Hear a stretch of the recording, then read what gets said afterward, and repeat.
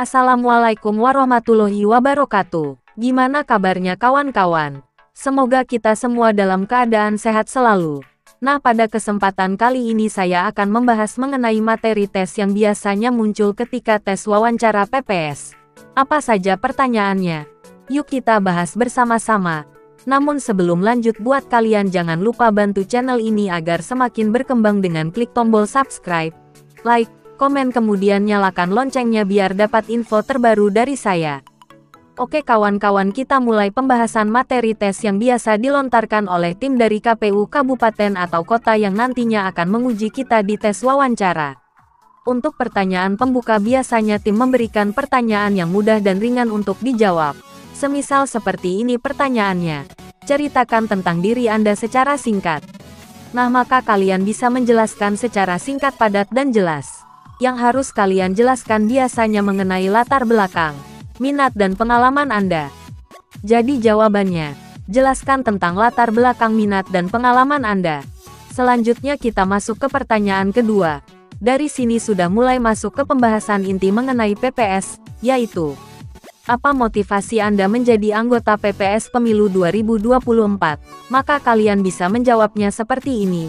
Motivasi saya untuk ikut serta sebagai pelaksana dan membantu menyukseskan jalannya pemilihan umum di desa saya, dan membantu menjamin bahwa pemilihan umum akan berlangsung secara langsung, umum, bebas, rahasia, jujur dan adil. Kemudian lanjut ke pertanyaan ketiga. Apa yang kamu ketahui tentang posisi PPS? Maka kalian bisa memberikan jawaban seperti ini. Jawabannya, PPS adalah panitia yang dibentuk oleh KPU KIP Kabupaten, Kota untuk menyelenggarakan pemilu di tingkat kelurahan, desa atau nama lain. Sesuai PKPU nomor 8 tahun 2022 pasal 14 ayat 2, maka kedudukan PPS berada di kelurahan, desa atau nama lain. Selanjutnya pertanyaan keempat, bagaimana sikap Anda ketika dihadapkan pada dua pilihan yang sama penting antara tugas PPS dan tugas domestik lain? Maka kalian bisa memberikan jawaban seperti ini. Jawabannya, saya akan lebih mengutamakan tugas PPS karena saya sadar akan kewajiban untuk melaksanakan tugas demi kelancaran pelaksanaan pemilu 2024. Pertanyaan kelima, kontribusi apa yang bisa kamu berikan untuk posisi ini? Nah, ketika dihadapkan dengan pertanyaan ini maka kalian harus memikirkan untuk menjawabnya seberapa jauh kesungguhan kalian untuk berkontribusi dalam mensukseskan pemilu 2024 ini. Maka kalian bisa memberikan jawaban seperti ini. Jawabannya, saya akan berdedikasi penuh dan loyal pada tugas ini serta berkomitmen untuk menjamin bahwa pemilihan umum akan berlangsung secara langsung, umum, bebas, rahasia, jujur dan adil. Pertanyaan berikutnya, soal nomor 6. Apa yang Anda lakukan jika terpilih sebagai anggota atau ketua PPS Pemilu 2024? Nah, tentunya kalau kalian ingin menjadi ketua ataupun anggota PPS tentu kalian harus bisanya menjawab pertanyaan ini dengan cermat. Kalau kalian gak tahu bahaya, sebagai contoh kalian bisa memberikan jawaban seperti ini. Jawabannya, melaksanakan pemungutan suara dan memastikan pemilihan umum akan berlangsung sesuai dengan prinsip yakni langsung, umum, bebas, rahasia, jujur dan adil. Itu adalah jawaban sebagai gambaran saja, nanti kalian harus bisa menjawab lebih rinci lagi. Berikutnya, soal nomor 7. Apakah Anda siap apabila dibutuhkan pada waktu-waktu tertentu di luar jam kerja? Maka kalian bisa memberikan jawaban seperti ini. Jawabannya, saya siap dibutuhkan kapan saja dan selalu standby, demi lancarnya pemilu 2024 ini. Selanjutnya pertanyaan ke-8, mengapa kami harus merekrut Anda? Jawabannya, jawablah sesuaikan dengan keterampilan dan kemampuan Anda yang Anda miliki. Misalnya saya cukup mahir mengoperasikan Microsoft Office. Kemudian pertanyaan ke-9, mengapa Anda tertarik menjadi anggota PPS Pemilu 2024? Kalian bisa memberikan jawaban seperti ini.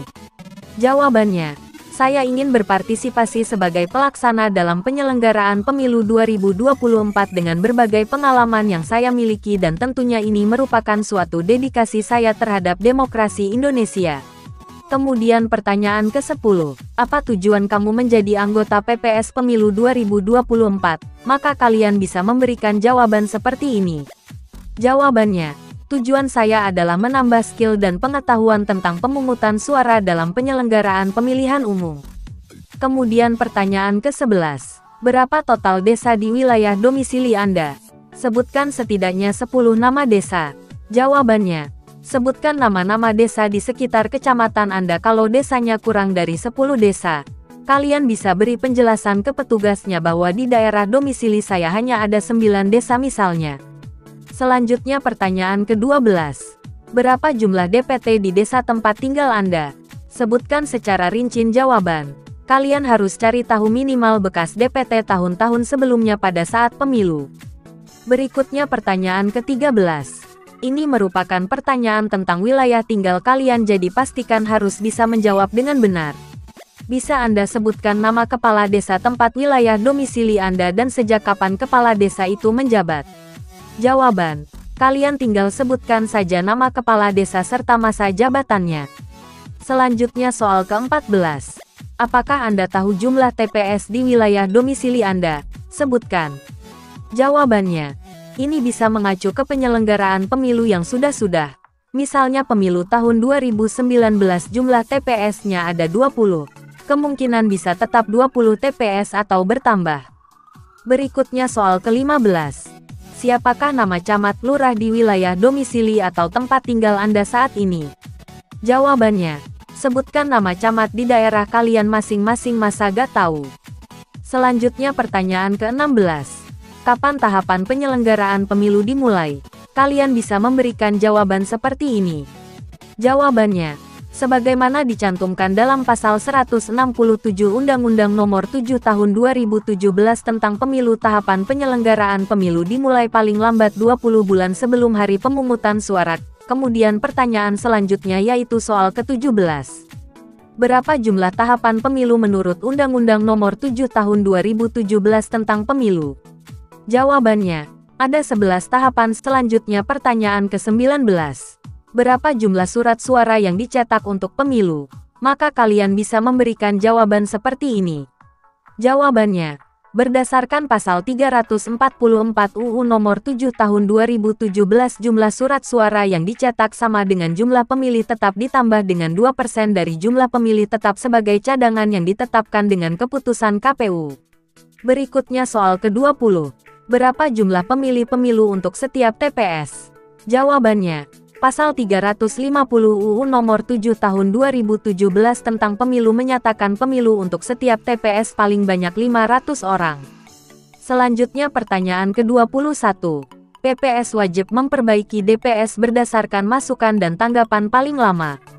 Jawabannya, 14 hari sejak berakhirnya masukan dan tanggapan serta masukan dari Bawaslu Provinsi dan peserta pemilu tingkat daerah provinsi dalam proses rekapitulasi DPS di KPU Provinsi atau KIP Aceh dan masukan dari Bawaslu dan atau peserta pemilu dalam proses rekapitulasi DPS di KPU. Kemudian pertanyaan ke-22. Berapa lama PPS mengumumkan daftar pemilih sementara hasil perbaikan atau DPSHP pada tempat yang mudah dijangkau untuk mendapat masukan dan tanggapan masyarakat dan atau peserta pemilu? Jawaban, 7 hari. Berikutnya pertanyaan ke-23. Perbaikan daftar pemilih tetap atau DPT dilakukan dengan cara. Jawaban, mencoret pemilih yang tidak memenuhi syarat sebagai pemilih, melengkapi atau memperbaiki elemen daftar pemilih, dan menambah pemilih baru. Selanjutnya pertanyaan ke-24. Apa saja tugas dan wewenang dari anggota PPS? Sebutkan di antaranya. Jawaban, wewenang anggota PPS salah satunya adalah menetapkan hasil perbaikan DPS untuk menjadi DPT. Sementara tugas dari PPS adalah melakukan rekapitulasi pengembalian surat pemberitahuan pemungutan suara yang diterima dari KPPS dan menyampaikannya kepada KPU Kabupaten Kota melalui PPK. Terakhir pertanyaan ke-25. Kapan daftar pemilih tetap pemilu diumumkan oleh PPS? Jawabannya, daftar pemilih tetap diumumkan oleh PPS sejak diterima dari KPU Kabupaten Kota sampai hari pemungutan suara. Sekian informasi dari saya. Apabila bermanfaat jangan lupa like, komen dan juga subscribe.